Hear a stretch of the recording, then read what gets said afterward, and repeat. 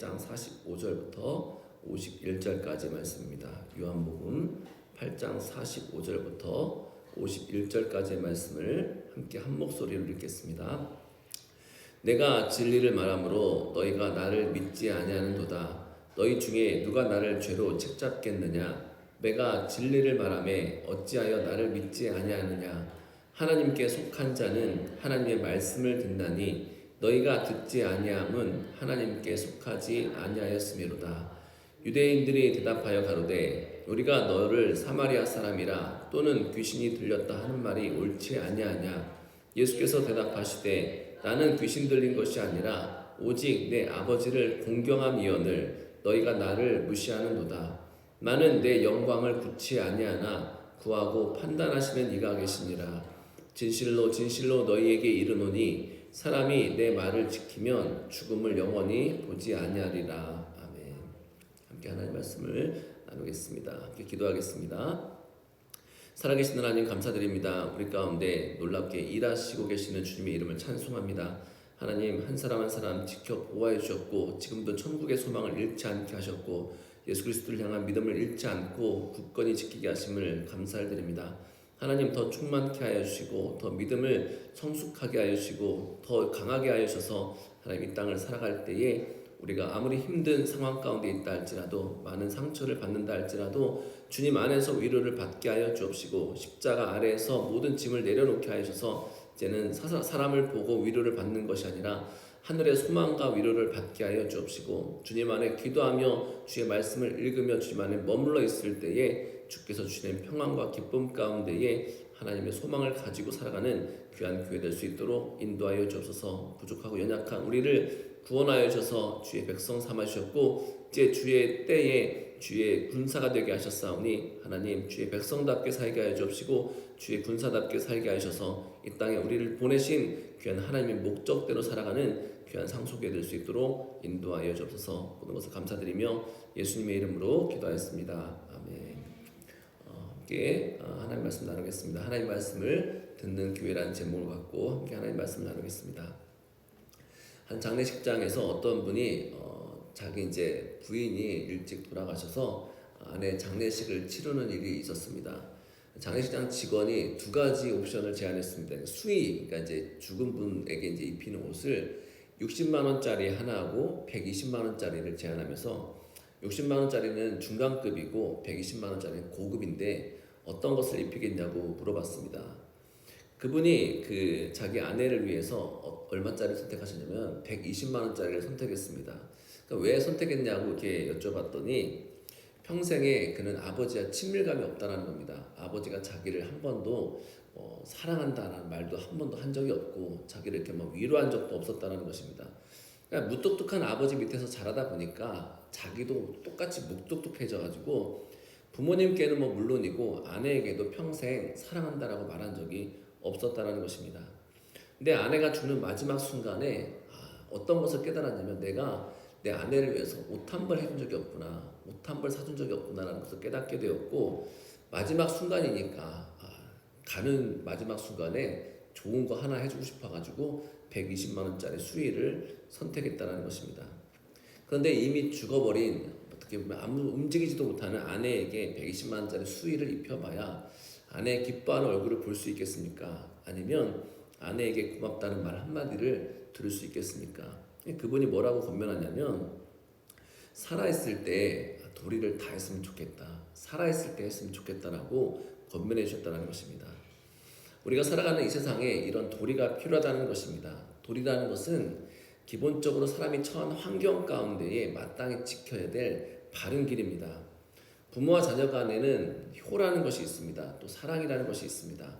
형제와 또 자매 간에는 우애라는 도리가 있습니다. 이웃과는 인정이라는 도리가 있습니다. 그렇다면 하나님과의 도리는 무엇입니까? 바로 믿음이라는 것입니다. 그런데 현대에 들어와서 기본적인 도리가 지켜지지 않는 세상 가운데 우리가 살아가는 것 같습니다. 잠시 내가 편해지기 위해서, 내 기분을 좋게 하기 위해서 사람을 포기하는 사람이, 그러니까 사람됨을 포기하는 사람이 너무 많다는 것입니다. 최근에 또 캐나다에서 한 그 고등학교인가 거기에서 또 총기 난사 사건이 일어났습니다. 미국에는 이 총기 난사 사건이 많은데 이 캐나다엔 그런 일이 없었는데 또 그런 일들이 벌어지면서 참 어떻게 보면 사람이 사람다움을 포기하고 짐승처럼 살아가는 게 아닌가, 자기 기분대로 살아가는 게 아닌가, 뭐 이런 생각이 듭니다. 그런데 도리를 지키는 것, 그것이 우리에게는 어떻게 보면 불편한 것 같고 우리를 구속하는 멍에와 같다고 생각할 수 있지만은, 우리가 도리와 도리를 지키게 되면 내가 진짜 사람처럼 살아가는구나, 내가 사람답게 살아가는구나라는 증거이고 생명의 법칙이라는 것입니다. 오늘 말씀은 이렇게 우리에게 증거하고 있습니다. 47절입니다. 하나님께 속한 자는 하나님의 말씀을 듣나니 너희가 듣지 아니함은 하나님께 속하지 아니하였습니다. 예수님께서 뭐라고 말씀하시냐면, 지금 너희들이 하나님을 믿느냐 아니냐의 차이는 오직 하나인데, 그것은 하나님의 말씀을 듣느냐 아니냐로 판가름 난다는 것입니다. 하나님의 말씀을 듣고 믿는 자는 자신이 믿는 분의 말씀을 듣지 않을 수가 없다는 것입니다. 제가 고등학교 때 영어 점수가 최악이었습니다. 바닥을 기었던 것 같습니다. 근데 새로 배정된 영어 선생님이 뭐라고 얘기하냐면, 나만 따라오면 반드시 점수가 오른다고 얘기했습니다. 근데 그 말씀을 듣고 저는 그 말씀이 믿어지기 시작했습니다. 근데 놀라운 것은 그 반 가운데 저만 믿었다는 겁니다. 왜냐하면 이분의 그 외향이 좀 못생겼습니다. 그리고 안경도 진짜 큰 걸 하시고, 이렇게 말도 이렇게 좀 남자답게 자 나를 따라와라 이렇게 하는 것이 아니라, 여러분 막 막 애견녀처럼 그렇게 굉장히 막 너무 부드럽게 얘기하니까 이 고등학교 남자애들이 이분에 대해서 신뢰가 전혀 안 간다는 겁니다. 근데 놀랍게도 저만 그 선생님의 말씀을 듣고 그분이 하라는 대로 다 했습니다. 그분이 문제집을 만들어서 우리에게 주었는데, 저는 그분이 준 거니까 그것을 몇 번이고 계속해서 풀었습니다. 왜냐하면 그 선생님이 이것을 풀면 점수가 오른다고 얘기했기 때문에 그렇습니다. 근데 진짜 놀랍게도 1개월이 지나고 2개월이 지나고 3개월이 지나니까 그 선생님 말대로 했더니 점점 점수가 쑥쑥 올라갔다는 것입니다. 제가 무슨 생각을 하게 되냐면, 그 사람을 믿는다라는 것은 무엇이냐면, 그 사람이 하는 말을 믿게 되는 것이고 그 사람이 하는 말대로 따르게 된다는 것입니다. 그러니까 우리가 어떤 사람을 믿게 된다는 뜻은 무엇이냐면, 그 사람이 하는 말대로 행동으로 옮겨지게 된다는 것입니다. 예수님께서 자신의 말씀을 듣는 청중에게 그렇게 얘기하신 것입니다. 너희들이 하나님의 자녀라고 얘기하고, 너희가 하나님께 속한 자라고 얘기하고, 너희가 하나님을 믿는 자녀라고 주장하는데, 그럼 도대체 너희들은 왜 하나님 말씀을 듣지 않냐고 책망하셨다는 것입니다. 이 본문에 듣는다라는 것을 그리스어로 아쿠오라는 것입니다. 근데 이것은 두 가지 의미가 있습니다. 첫 번째는 귀로 듣는다라는 것입니다. 두 번째는 귀로 들은 것을 그대로 행한다라는 것입니다. 제가 만약에 여기 있는 어떤 아이에게 한 아이에게 너 이 아이는 정말 말을 잘 듣는 아이입니다, 참 말을 잘 듣습니다 하면은, 그건 단순히 이 아이 귀가 좋다는 뜻이 아닐 겁니다. 제가 말한 것들을 듣고 그대로 순종한다는 의미입니다.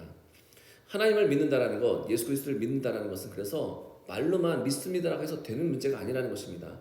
내가 진짜로 하나님을 믿는다라는 것, 예수 그리스도를 믿는다라는 것은 그분이 말씀하신 것들을 그대로 순종하며 따를 수 있는 마음의 신뢰가 내 마음 가운데 있게 되고 행동으로 옮기게 되는 것을 이야기합니다. 저는 제가 받은 사례비에 대한 11조뿐만 아니라, 제가 누가 뭐 10,000원, 20,000원을 준 거, 혹은 뭐 몇만 원이 생긴 것들에 대해서도 항상 제가 11조를 하려고 합니다. 제가 목사라서 하는 것이 아닙니다. 제가 이 11조 습관은 제가 하나님을 만나고서 제가 하나님이 저의 재정을 책임지시는 어떤 경험을 하게 되었습니다. 제가 어떤 상황 가운데, 재정적으로 굉장히 어려운 상황 가운데 직면하게 되었고, 도저히 이 상황을 제가 벗어날 수 없는 상황 가운데 있었습니다. 큰 문제가 일어났습니다. 그때 하나님께서 재정적인 면에서 저를 도와주시는 기적 같은 일이 있었습니다. 그때 제 어떠한 마음에 어떠한 믿음이 있었냐면, 나의 재정을 책임지시는 분, 주관하시는 분은 나의 하나님이시라는 것을 믿게 되었습니다. 그래서 저에게 어떠한 마음이냐면, 하나님, 저의 재정은 하나님께 있습니다. 하나님 손에 달려 있습니다. 이 믿음 가지고 11조를 최선을 다해서 구별해 드리는 것입니다. 그래서 저는 아마 성도 여러분들이 잘 아시겠지만 헌금에 대한 설교를 거의 하지 않습니다. 11조에 대한 설교를 거의 하지 않습니다. 왜냐하면 제가 얘기를 한다고 되는 문제가 아니라, 우리가 하나님을 믿어지게 되면 하게 되는 것입니다. 하나님께 신뢰하게 되면 하게 된다는 것입니다. 하나님이 교회 안에 계신 분뿐만 아니라 재정 가운데 일하시는 하나님, 이웃 가운데 일하시는 하나님, 나의 사업 가운데 일하시는 하나님, 나의 직장 가운데 일하시는 하나님, 그 하나님을 믿어지게 되면 반드시 우리는 행동으로 옮기게 되어 있다는 것입니다. 왜냐하면 믿어지는 것만큼, 신뢰하는 것만큼 우리가 하기 때문에 그렇습니다. 하나님을 믿는다는 건 바로 그런 것입니다. 내 인생 가운데 우리가 하나님을 믿게 되면 내가 가지고 있는 주도권을 점점 하나님 손에 맡겨드리게 된다는 것입니다. 그리고 하나님의 일하시도록 나의 자리를 내어드리게 됩니다. 그리고 그런 과정 가운데서 우리는 진정한 평안을 얻게 된다는 것입니다. 예수님께서 이렇게 말씀하십니다. 51절입니다. 진실로 진실로 너희에게 이르노니 사람이 내 말을 지키면 죽음을 영원히 보지 아니하리라. 예수님께서 뭐라고 말씀하시냐면 예수님의 말씀을 순종하고 지키는 자는 영원히 죽음을 보지 않는다라고 약속하셨습니다. 영원히 산다라는 이야기입니다. 근데 여기에 영원히 산다라는 것은 우리가 죽어서 영생을 얻는다라는 뜻이 아닙니다. 예수님께서 말씀하신 영원한 영생은 생명이 넘치는 삶을 살게 된다는 것이고 하나님이 일하시는 인생을 살게 된다는 것입니다. 우리는 아주 다양한 선택을 하며 이 땅 가운데 살아갑니다. 때로는 잘못된 선택을 하게 되고 잘못된 계약을 하게 되고 잘못된 양육을 하기도 하고 잘못된 습관을 갖기도 합니다. 그래서 우리는 생명이 넘치는 인생이 아니라 때로는 잿빛과 같은 어떻게 보면 회색빛의 인생을 살아가게 됩니다. 숨쉬고 살아있는 것 같은데 이게 사는 게 사는 것 같지 않은 인생을 살아갈 때가 있다는 것입니다. 예수 그리스도의 빛이 우리 인생 가운데 비춰지기 시작하면 우리의 견고한 마음과 우상과 바벨탑을 뚫고서 주님의 말씀이 그 말씀의 빛이 우리를 뚫고 우리 안에 들어오셔서 우리를 바른 길로 인도하신다는 것입니다. 그 약속이 어디에 있냐면 이사야서 11장 2절에 이렇게 말씀합니다. 여호와의 신 곧 지혜와 총명의 신이요 모략과 재능의 신이요 지식과 여호와를 경외하는 신이 그 위에 강림하시더니. 이 말씀은 제가 정말로 좋아하는 말씀입니다. 이 말씀이 어떠한 말씀이냐면 이사야 선지자가 예수 그리스도에게 어떠한 신이 임하는지 어떠한 재능이 또 어떠한 하나님의 성령이 임하시는지를 예언하는 말씀입니다. 근데 이것이 단순히 예수님께만 임하는 예언의 말씀이 아니라 예수님과 함께 죽고 함께 살았던 우리에게도 동일하게 임하는 말씀입니다. 왜냐하면 예수님 권세가 나의 권세가 되었기 때문에 그렇습니다. 우리가 지혜와 총명이라는 단어를 너무나 잘 알고 있습니다. 그렇다면 모략과 재능은 무엇입니까? 모략은 상황을 제대로 판단하고 그리고 적절하게 대처하는 아주 현명한 판단력과 전략적인 사고를 가리킵니다. 그러니까 우리 인생 가운데 어떤 어려움에 직면했을 때에 현명하게 판단하고 무엇이 바른 길인지 무엇이 옳은 길인지 무엇이 앞으로 더 풍성한 길로 갈 수 있는지를 판단하고 사고하는 것을 이야기합니다. 재능은 무엇입니까? 이 히브리어로 좀 단어가 웃긴데 게브라라는 것인데 힘과 능력을 가리킵니다. 다시 말해 모략으로 정한 판단을 우리가 생각한 결단을 이제는 실천하는 것입니다. 그리고 능숙한 솜씨로 그것들을 이행하는 것입니다. 하나님의 영이신 성령님께서 우리에게 임하시면 어떤 일이 벌어지냐면 단지 기도 시간만, 찬양 시간만, 예배 시간만 우리에게 생명을 주시는 것이 아니라 우리 인생 전체를 통틀어서 하나님께서 바른 길로 인도하신다는 것입니다. 옳은 길로 인도하신다는 것입니다. 지혜로운 길로 인도하신다는 것입니다. 그래서 예수님께서 뭐라고 말씀하시냐면 너희가 나의 길을 따르라는 것입니다. 나의 길은 보기에는 좁고 험한 길 같은데 이 길 끝에 무슨 길이 있냐면 생명이 있다는 것입니다. 거기에 영생이 있다는 것입니다.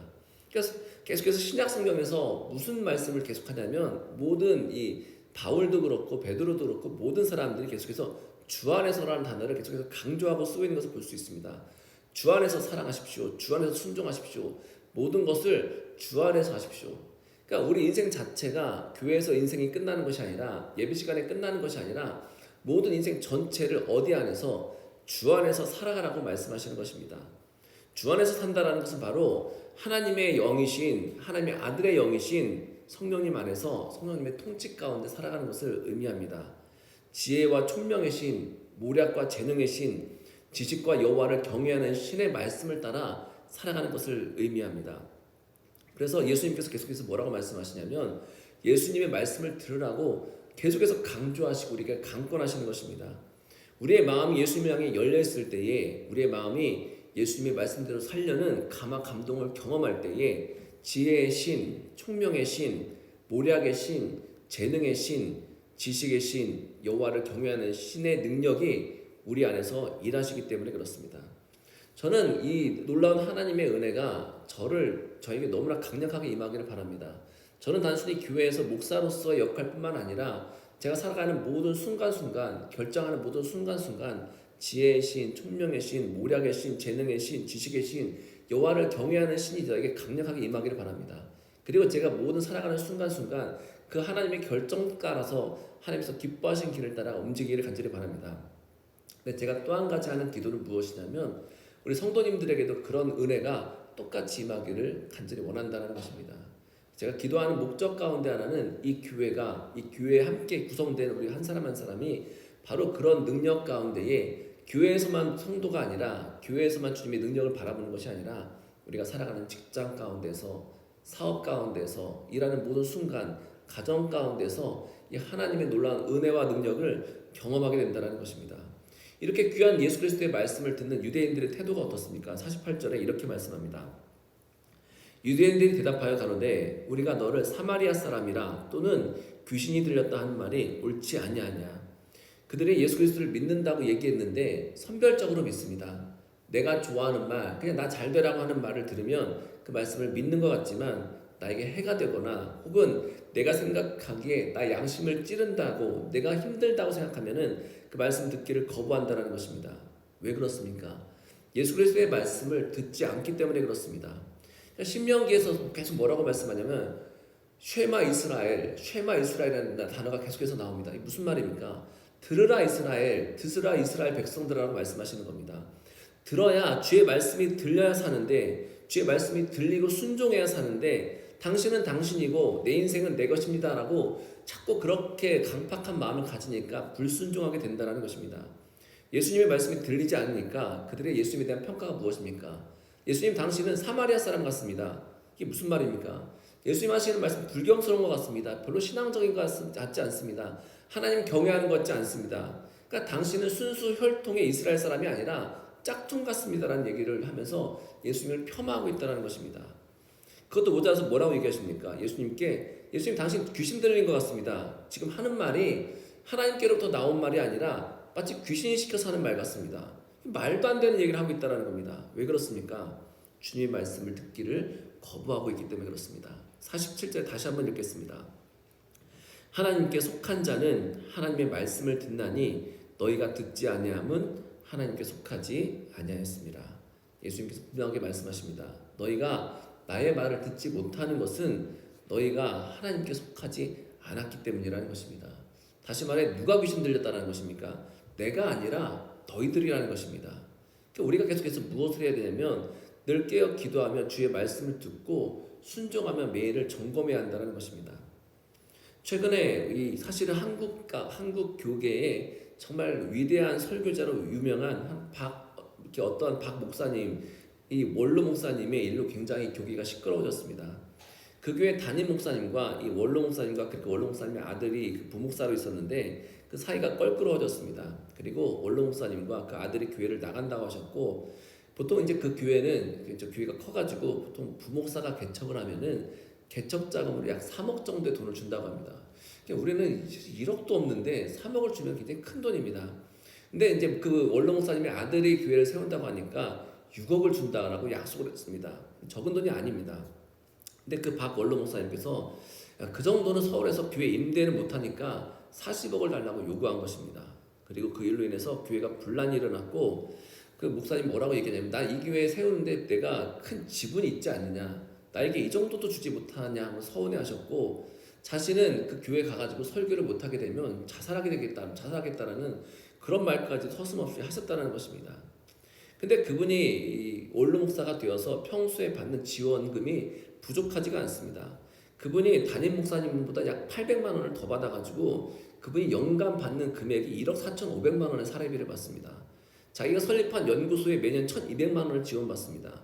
그 원로 목사님을 위해서 법인카드를 하나 줬는데 이 법인카드를 연간 1,000만 원씩 사용할 수 있는 돈을 쓸 수 있도록 했다는 것입니다. 사실 설교는 어디에서도 하지 않을 수 있지 않습니까?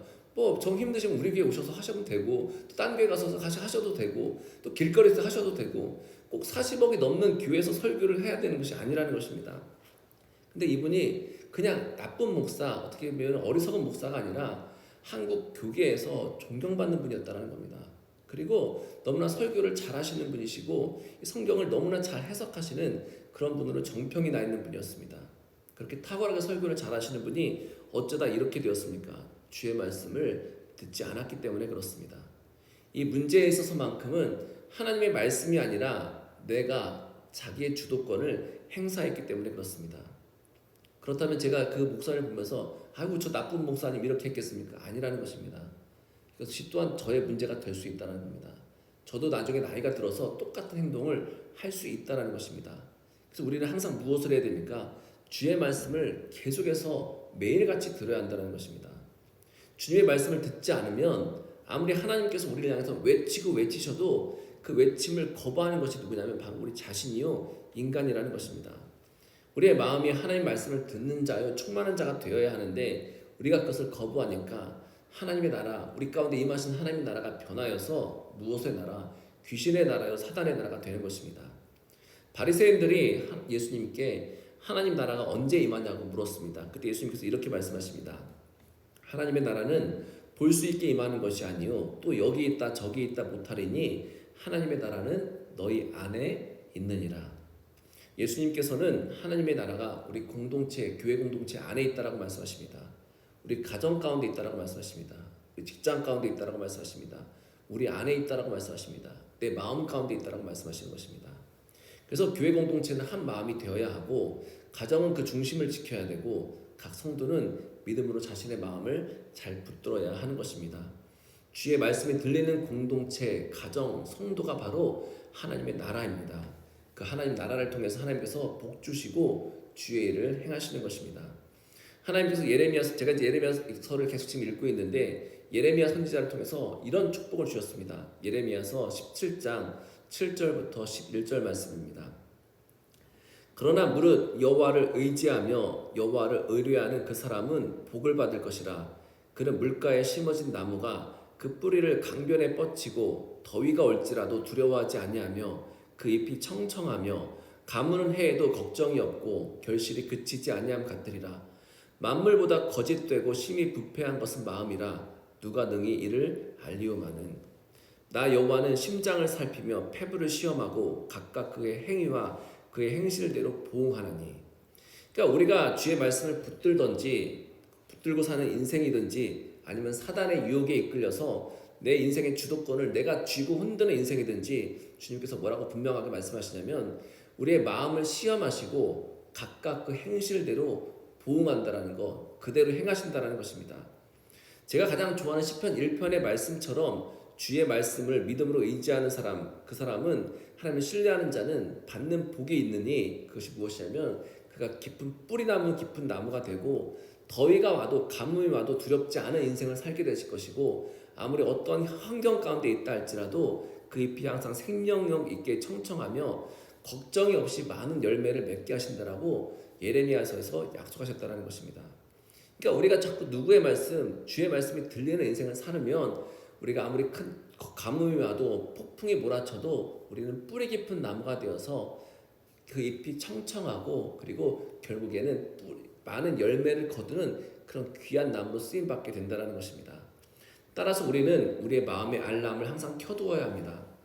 제가 지금 화재 안전 관리자로 지금 교회 지정이 돼가지고 지금 계속 사이버 교육도 받고 또 좀 이제 2월 24일 되면은 또 저기 어디 유성 가가지고 또 교육을 받아야 됩니다.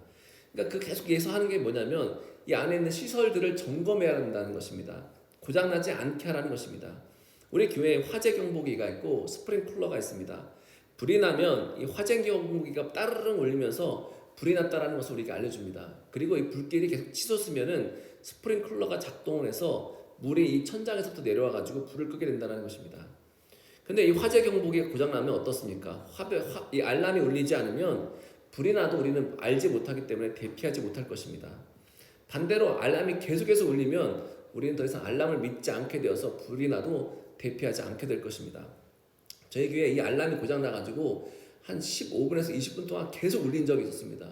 아주 제가 이 시끄러운 따르릉 소리를 20분 동안 계속 울리는데 아주 정신병이 걸리는 줄 알았습니다. 어떻게 해야 될지 모르고 아무리 여러 가지 버튼을 눌러도 이게 낫지 않아가지고 결국에 제가 막 소방서에 전화하고 여기저기 전화해가지고 간신히 알람을 끈 적이 있었습니다.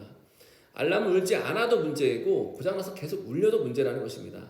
따라서 우리 중심에 있는 믿음의 알람이 고장나지 않도록 계속해서 말씀과 기도로 주님을 계속 바라봐야 한다는 것입니다. 매 주간 주님의 말씀이 나에게 들려지도록 기도하고 힘쓰고 애써야 한다는 것입니다. 그래서 반드시 사단이 지배하는 그러니까 지옥 같은 인생이 아니라 정말 기쁨과 평안과 소망이 가득한 하나님의 나라가 우리 인생 가운데 펼쳐지고 그런 하나님의 나라를 살아가야 한다는 것입니다. 아직 늦지 않았습니다. 다시 한번 마음의 중심을 믿음으로 잡고 예수님께 나아가서 하나님의 축복과 하나님의 귀한 뿌리 깊은 나무가 되어서 이제는 우리의 열매를 통해 많은 사람을 살리는 귀한 상속이 되시기를 간절히 소망합니다. 함께 찬양드리며 기도하는 시간을 갖겠습니다.